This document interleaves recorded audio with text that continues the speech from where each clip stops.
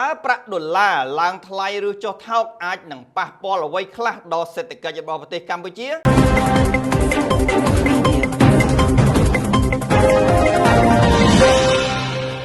សូមជម្រាបសួរអស់លោកស្រីជាទីមេត្រីថ្ងៃនេះជួបជាមួយខ្ញុំធីរុំសូមលើកយកប្រធានបទដ៏ពិសេសមួយថាតើប្រាក់ដុល្លារឡើងថ្លៃឬចុះថោកអាចនឹងប៉ះពាល់អ្វីខ្លះដល់សេដ្ឋកិច្ចរបស់ប្រទេសកម្ពុជាយើងបាទប្រទេសកម្ពុជាគឺជាប្រទេសដែលបានដាក់ឲ្យប្រើប្រាស់ជាផ្លូវការនៅរូបិយប័ណ្ណ2គឺប្រាក់រៀលដែលជារូបិយប័ណ្ណជាតិនិងប្រាក់ដុល្លារអាមេរិកបើយោងតាមរបាយការណ៍ពីស្ថាប័នមូលនិធិអន្តរជាតិ IMF បានឲ្យដឹងថាលំហូរប្រាក់ដុល្លារក្នុងទសវត្សរ៍1990បានហូរចូលក្នុងប្រទេសកម្ពុជាយ៉ាងសន្ធឹកសន្ធាប់ជាពិសេសនោះក្នុងសម័យអ៊ុនតាក់ដែលជាហេតុធ្វើឲ្យប្រាក់ដុល្លារមានអនុភាពខ្លាំងនៅក្នុងសេដ្ឋកិច្ចរបស់ប្រទេសកម្ពុជា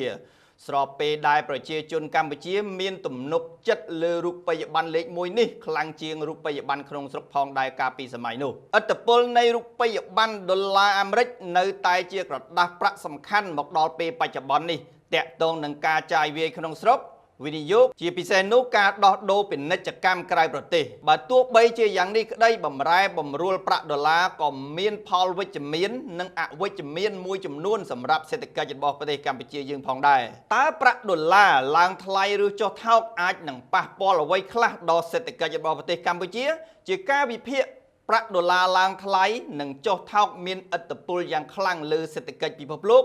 និងលើប្រទេសដែលប្រើប្រាស់ប្រាក់ដុល្លារដូចជាកម្ពុជាជាដើមនៅពេលប្រាក់ដុល្លារឡើងថ្លៃមានគុណសម្បត្តិដូចជាការនាំចូលទំនិញបានថោកជាងមុនដោយសារអំណាចប្រាក់ដុល្លារខ្លាំងដែលអាចទិញទំនិញបានច្រើនជាងមុនដូចគ្នា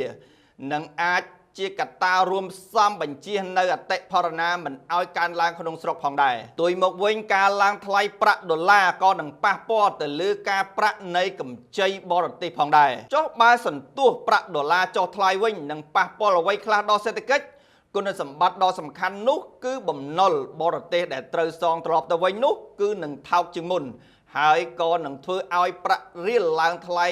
ជាមុនដូចគ្នាដែរដែលជាកត្តាជំរុញឲ្យប្រជាពលរដ្ឋប្ដូរមកកាន់ប្រាក់រៀលច្រើនជាងមុនដូចគ្នាផលអវិជ្ជមាននៅពេលដែលប្រាក់ដុល្លារធ្លាក់ថ្លៃនោះគឺត្រូវចំណាយថ្លៃដើមខ្ពស់សម្រាប់ទិញទំនិញក្រៅប្រទេសដោយប្រើបរិមាណលុយដុល្លារច្រើនជាងមុន